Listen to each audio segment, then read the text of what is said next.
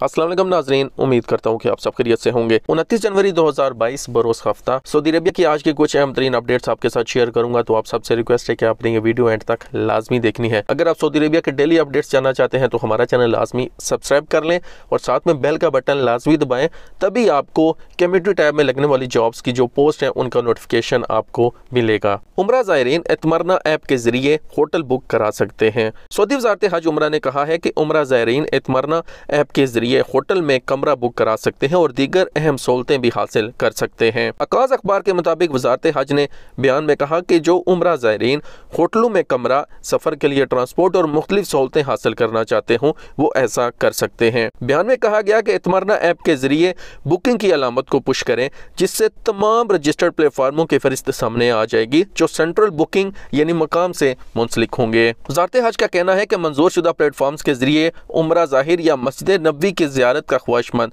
मक्का मुकरमा और Medina Munawwara के सफ़र के दौरान होटल और ट्रांसपोर्ट के लिए बस वगैरह की बुकिंग करा सकता है। इसी तरह दीगर सहूलतें भी हासिल की जा सकती हैं। मुमलिकत के बेशतर इलाकों में सर्दी की एक और लहर मतवक्के। सऊदी मौसमियात के कौमी मरकज़ के तर्जुमान ने कहा है कि अभी मौसम सरमा के 2 माह बाकी हैं। अल अखबारिया चैनल के मरूफ प्रोग्राम में गुफ्तगू करते हुए उन्होंने तवक्को ज़ाहिर की है कि आइंदा हफ्ते मुमलिकत के बेशतर इलाकों में सर्दी की एक और लहर आएगी। कौमी मरकज़ के तर्जुमान ने कहा कि इस बात का इम्कान है कि मुमलिकत के बेशतर इलाकों में दर्जा हरारत कम होगा और साइली मकामात का मौसम निस्बतन मुतदल होगा। उन्होंने बताया कि दोपहर के वक्त मुमकिन है दर्जा हरारत में इजाफा हो जाए, लेकिन मौसम सरमा के दौरान दोपहर के वक्त भी मौसम मुनासिब रहेगा। उन्होंने मज़ीद कहा कि मुमलिकत के बेशतर इलाकों में ख़ुसूसन शमाली इलाका जात में दर्जा हरारत तवज्जो तलब हद तक कम हो गया है।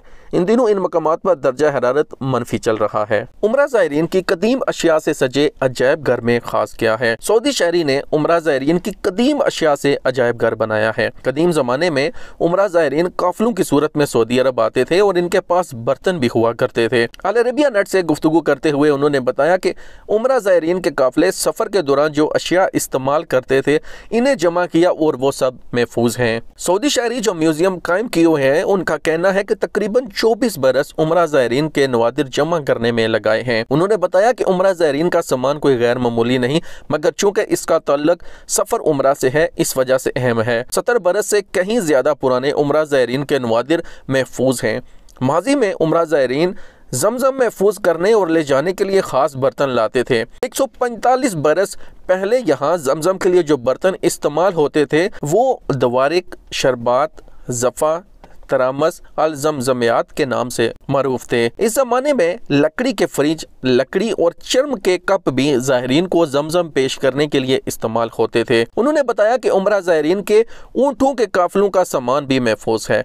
अजायब घर में कई किस्म के रुमाल भी हैं। मसलन शाह खालिद, शाह फैसल और शाह सऊद के अहद में उम्रा ज़ायरीन ख़ास किस्म के रुमाल सरू पर रखा करते थे, जिन पर मना, मज़दलफ़ा और अरफात का नक्शा बना होता था। इस तरह कैमरे की शक्ल का एक खिलौना होता था। इसमें मस्जिदुल हराम और मस्जिद नबवी की तस्वीर पर मुश्तमिल फिल्म, चिप और कागजी डिस्क लगी होती थी। मजीद इसमें मकाम इब्राहिम, हजर अस्वद और खाना काबा देखा जा सकता था। जवाज़ात के ऑफिशियल ट्विटर अकाउंट पर जब आप कोई सवाल करते हैं तो जवाज़ात की तरफ से बाकायदा तौर पर उसका जवाब दिया जाता है। अहले खाना की फ़ीस अदा किए बगैर अकामे की तजदीद का जब सवाल किया गया तो जवाज़ात की तरफ से क्या कुछ जवाब आया उसकी तफसील आपके साथ शेयर करता हूँ। क्या अहले खाना की फ़ीस अदा किए बगैर अकामा तजदीद कराया जा सकता है?